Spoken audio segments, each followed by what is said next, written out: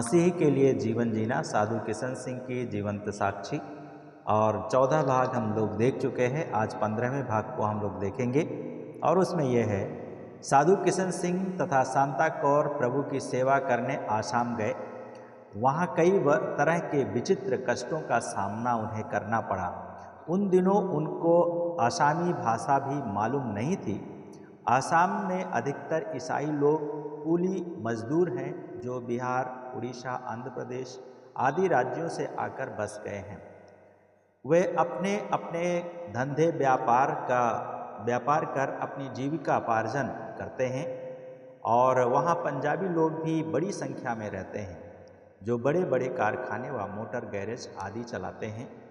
कुछ आसामी लोग यीशु मसीह को मानते हैं और अपने को ईसाई कह लेते हैं, लेकिन उनमें बाइबल का ज्ञान बहुत कम है। इस ज्ञान के अभाव के कारण कई एक दूसरे पर दोष लगाते हैं तथा जो कोई उनसे थोड़ा अच्छे होते हैं उनसे जलते हैं।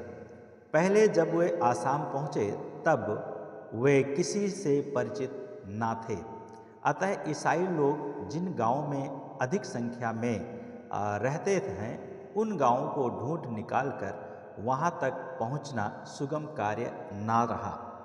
वे अपने साथ जो रुपए पैसे लाए थे वे खर्च हो गए थे, अतः दोनों भाई बहन भूखे ही रहकर कई दिन तक बिताने पड़ते थे।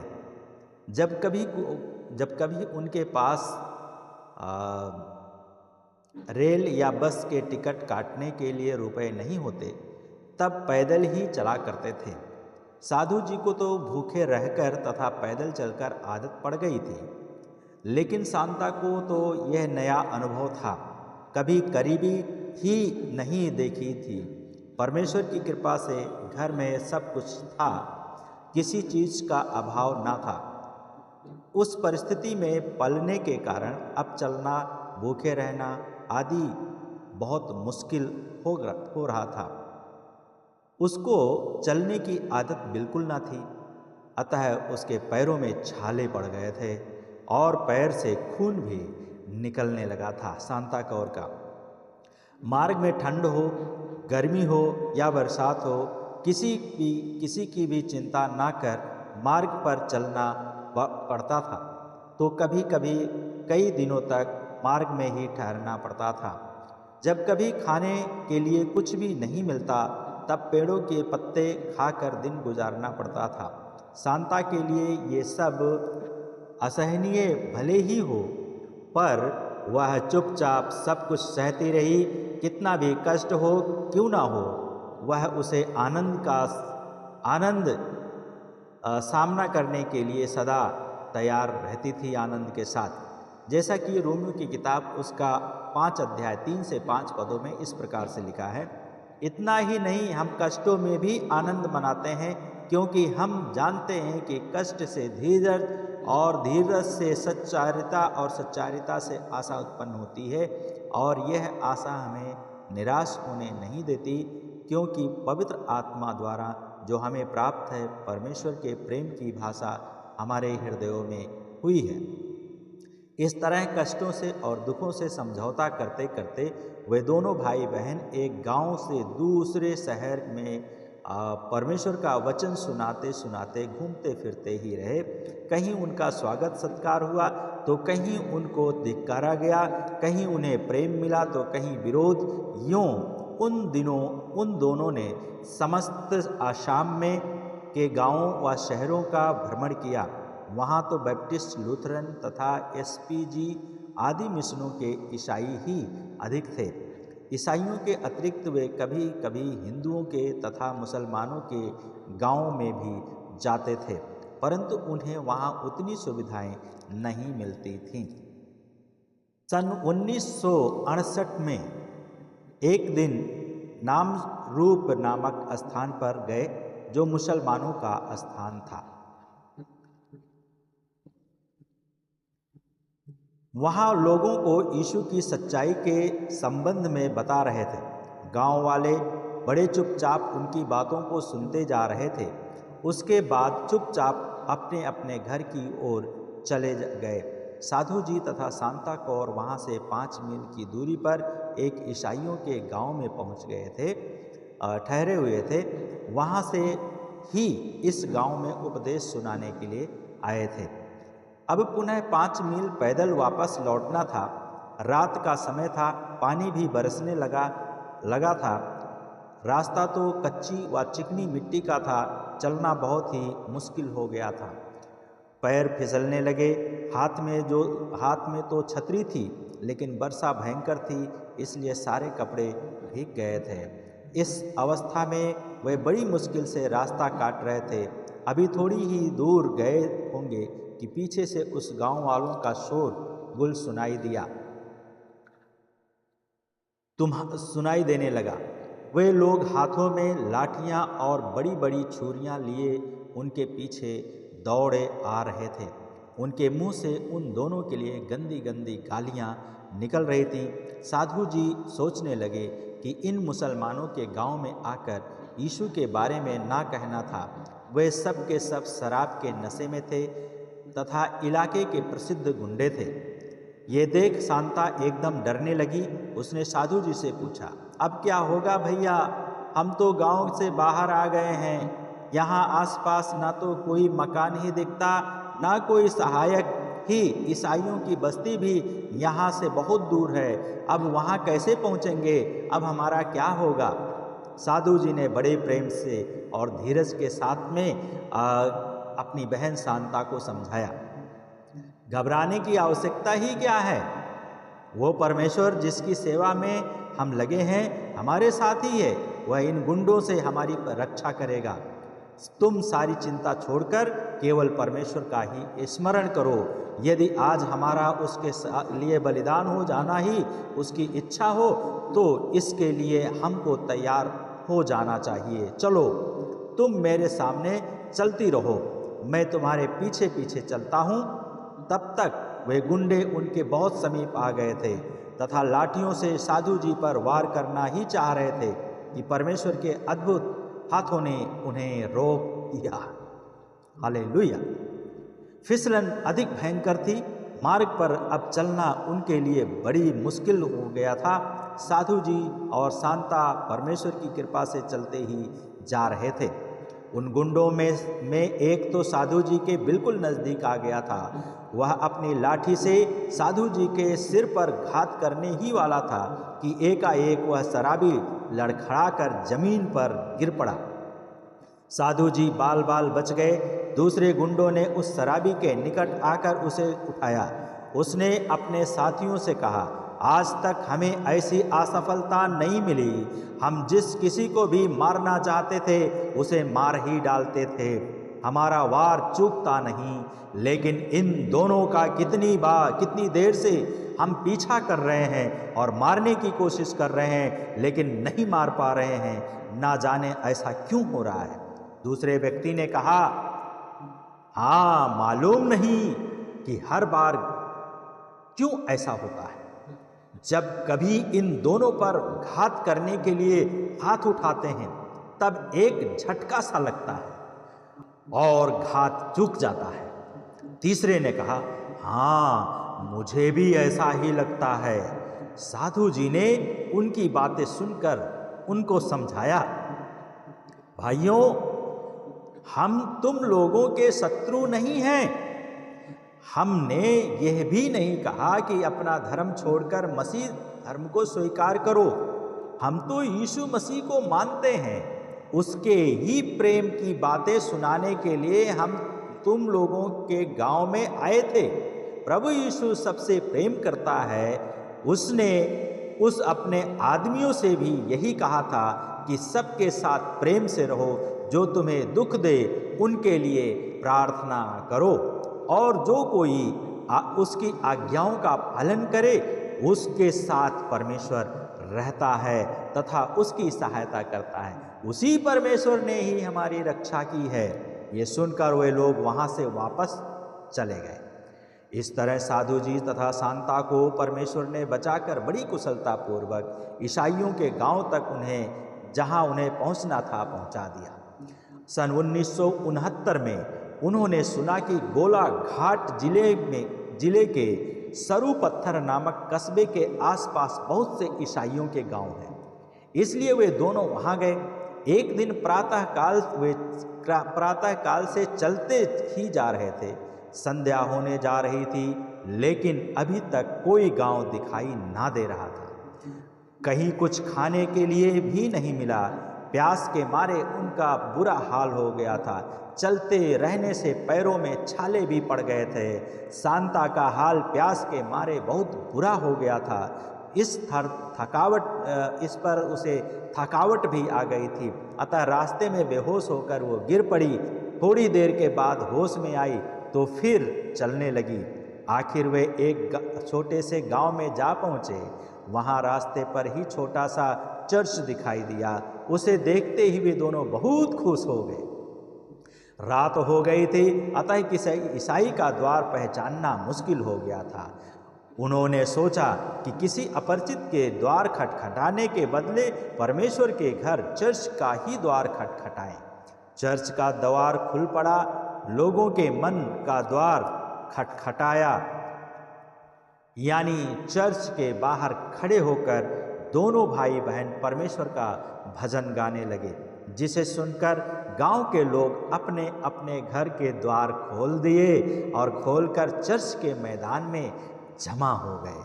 सब लोगों ने ध्यानपूर्वक प्रभु के भजन तथा वचन को सुना और उन दोनों को तद उपरांत धन्यवाद देकर अपने अपने घर चले गए। किसी ने भी ये नहीं पूछा कि तुम लोग कहाँ से आए हो, कुछ खाया कि नहीं। उन लोगों के चले जाने पर साधु जी तथा शांता ने परमेश्वर को धन्यवाद दिया कि उन्हें सेवा करने का अवसर तो मिला। चर्च के पास एक नल था। उस नल का पानी पीकर दोनों भाई बहन ने अपना पेट भर लिया।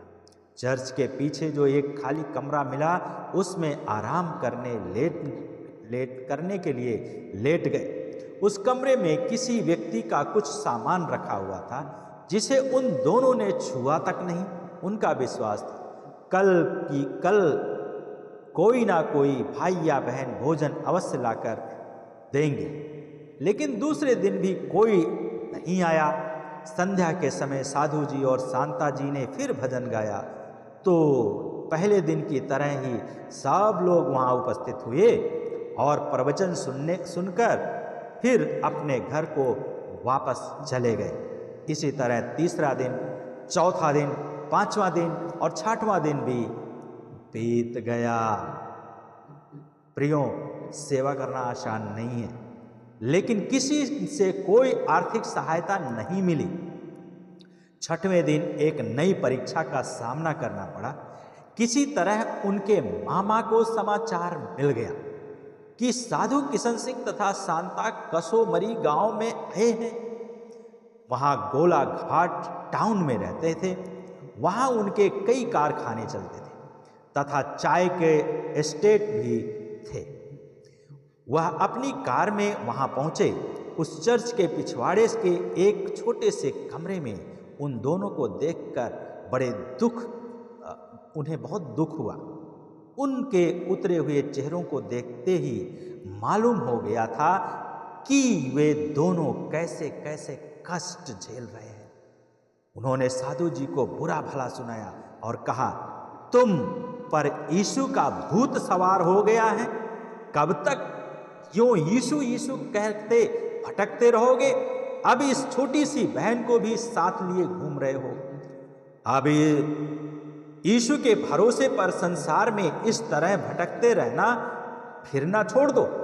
चलो मेरे साथ, मैं तुम्हें अपना एक बंगला कार व्यापार में लगाने के लिए जितना पैसा चाहिए उतना पैसा आदि सब कुछ दे दूंगा। उठो, अब चलो मेरे साथ। साधु जी ने मुस्कुराते हुए कहा, मामा जी, आप अपने लाड प्यार के बस में आकर ये सारी संपत्ति देने को तैयार है, लेकिन मैं आपसे केवल एक प्रश्न पूछता हूं। यदि आप उसका सही उत्तर दे देंगे तो हम दोनों भाई बहन आपके साथ चलने को तैयार हैं। हाँ, प्रश्न करो। मामा जी ने कहा, प्रश्न यह है कि यदि मैं आज ही मर जाऊं तो क्या आप मेरे साथ ये सारी संपदाएं जो आप अभी देने का वायदा कर रहे हैं भेज सकते हैं? नहीं बेटा, कोई भी कुछ भी नहीं ले जा सकता है। जब इन सारी चीजों का त्याग कर चुका हूं तो फिर इन चीजों के लिए अपनी आत्मा को नष्ट करने से क्या लाभ? बाइबल में लिखा है मरकुस उसका 8 अध्याय उसका 36 पद में, यदि कोई मनुष्य समस्त जगत को प्राप्त कर ले पर अपने प्राण को गंवा दे तो इससे क्या लाभ? इतना बताने के बाद थोड़ा रुककर फिर कहा, इसलिए कैसी भी परिस्थिति क्यों ना हो हम उसका सामना करेंगे ही, किंतु अपने उद्देश्य से अल्प भी ना डिगेंगे, थोड़ा भी हम अपने उद्देश्य से नहीं डिगेंगे। ये सुनकर उनके मामा को बहुत ही गुस्सा आ गया। वे बोले, इस तरह तो दोनों भाई बहन भूखे मर जाओगे और कोई भी तुम्हारी सहायता करने ना आएगा। साधु जी ने कहा, अपने प्रभु के नाम पर मरने के लिए भी हम तैयार हैं। इसके उपरांत उनके मामा और अधिक सुन ना सके, अतः वहां से वो चले गए। 7वें दिन सवेरे ही उठकर साधु जी ने स्नान आदि समाप्त कर अपनी बाइबिल उठाई और बाहर बैठकर पढ़ने लगे। लेकिन बहन शांता 7 दिन से निराहार रहने के कारण बहुत ही कमजोर हो गई थी। अब उससे उठना भी मुश्किल हो रहा था। वह मन ही मन सोचने लगी, परमेश्वर ने कहा है कि मैं तुम्हें नहीं भूलूंगा। यशायाह 49 उसका 15 से 17वें पदों में कहा गया है कि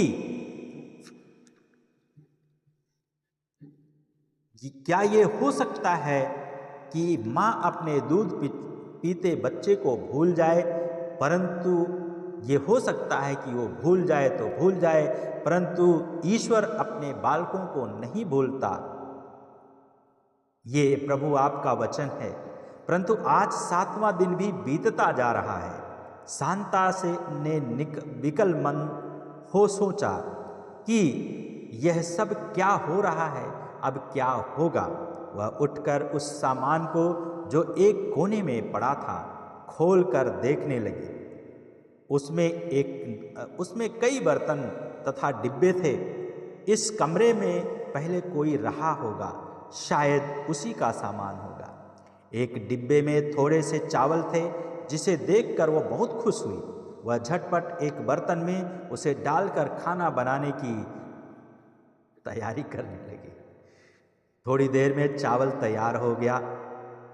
उसने अपने भाई को आवाज दी, भैया देखो तो परमेश्वर ने हमें खाना दे दिया है, हम इसे मिलकर खाएंगे। ये सुनकर साधु जी को अत्यंत आश्चर्य हुआ कि कौन खाना दे गया है। उन्होंने अंदर जाकर देखा तो बर्तन में बहुत ही थोड़े चावल थे। शांता की ओर मुस्कुराते हुए देखकर कहा, अरे पगली, इसमें तो थोड़ा सा खाना है और मुझे भी खाने को कह रही है। यदि हम दोनों खाने बैठे तो केवल दांत में ही लगा रह जाएगा, पेट में क्या जाएगा। इसलिए मुझे छोड़ दो।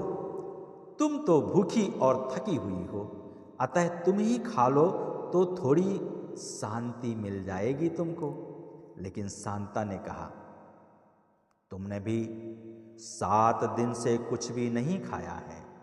यदि तुम ना खाओ तो मैं भी नहीं खाऊंगी। ठीक उसी समय किसी के बोलने की आवाज सुनाई दी, मैं खाऊंगा, मुझे दे दो। दोनों भाई बहन ने उस ओर मुड़कर देखा। द्वार पर एक अत्यंत वयोवृद्ध खड़ा था। उसके सिर के तथा दाढ़ी के बाल लंबे थे और बर्फ की तरह सफेद थे। उसकी आंखों में एक विचित्र चमक थी। शांता ने झट से वो खाना उठाकर उसे दे दिया। सारपत की विधवा ने भी एलिया ने जब खाना मांगा था तो उसने खाना बनाई, एक मुट्ठी था और पूरे का लेकर के उसने बनाया और कुप्पी में थोड़ा सा तेल था, उसको दे दी थी। उसकी ये मिसाल है शांता कौर। उस वृद्ध ने खुशी से उसे लेकर आया। उसके बाद उसने साधु जी से उनका कुर्ता जुम्बा मांगा। उन दोनों भाई बहन के पास सिर्फ एक ही जोड़े कपड़े थे जिससे वे अपने दिनों को बड़ी मुश्किल से काटते थे। वृद्ध के मांगते ही साधु जी ने जुम्बा उतारकर उसे दे दिया। वृद्ध ने भी उसे उसी समय पहन लिया। इसके उपरांत लुंगी मांगी। साधु जी ने लुंगी भी उतार कर दे दी। आखिर वृद्ध ने 1 रुपया मांगा। साधु जी ने शांता की ओर देखकर पूछा, शांता, क्या तुम्हारे पास कोई रुपया है? उसने दुखित मन से बताया, हमारे पास रुपए पैसे होते तो यूं क्यों 7 दिनों से भूखे रहते। हमारे पास 1 कौड़ी तक नहीं है। उस बूढ़े ने हठपूर्वक कहा, मैं 1 रुपया लेकर ही यहां से जाऊंगा। साधु जी ने शांता से अनुरोध किया, जरा देखो शांता, शायद मिल जाएगा। शांता बाइबल के पन्नों को उलट ही रही थी कि एकाएक उसमें 1 रुपए का नोट दिखाई दिया। उसे याद नहीं कि उसमें कब रखा। उसे यह भी याद नहीं कि इसके पहले कभी उसने देखा कि नहीं। उसे निकालकर शांता ने उस बूढ़े व्यक्ति के हाथ में लाकर दे दिया। बूढ़ा बड़ी खुशी के साथ साधु जी से बोला, अब मैं खुशी से जा रहा हूं। आप मुझसे हाथ मिलाकर मुझे विदा करें।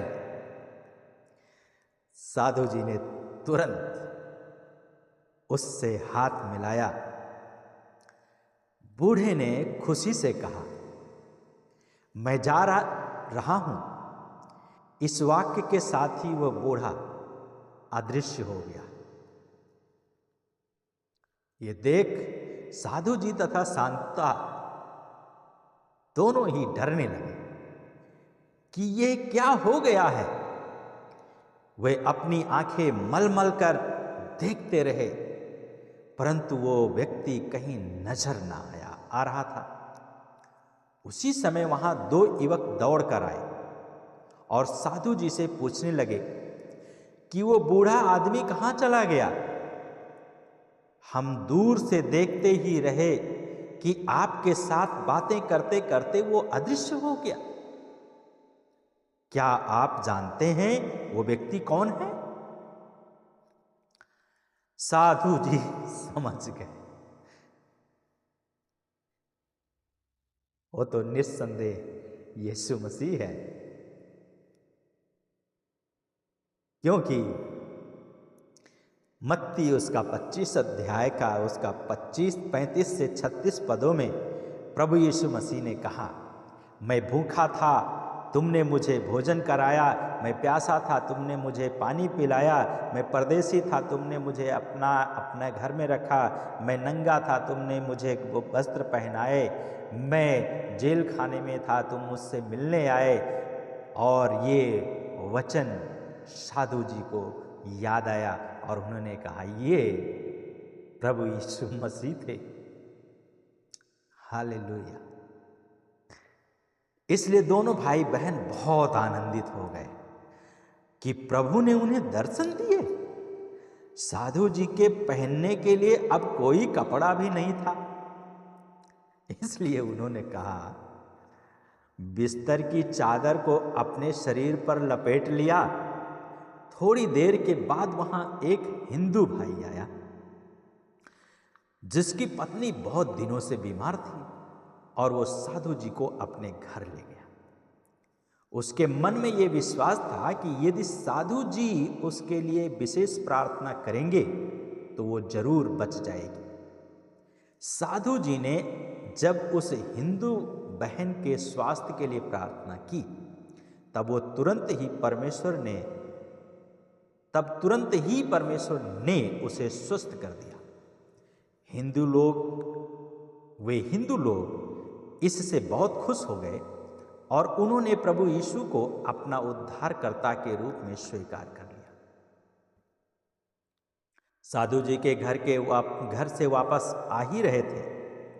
साधु जी उसके घर से वापस आ ही रहे थे कि रास्ते में एक व्यक्ति मिला और उसने पूछा, क्या आप साधु किशन हैं? साधु जी ने बताया, हाँ, मेरा ही नाम साधु किशन है। उस अपरिचित व्यक्ति के हाथ में एक बड़ा बंडल था। उसने साधु जी के हाथ में देकर कहा, लीजिए, यह आपका है। साधु जी ने उसे अपने हाथ में लेकर उस पर जो पता लिखा हुआ था उसे पढ़ने लगे। एक ओर तो उनका पता था, दूसरी ओर घुमा कर देखा तो उस पर कुछ भी नहीं लिखा था। उन्होंने उस अपरिचित से पूछने के लिए सिर उठाया तो वहां वह न था।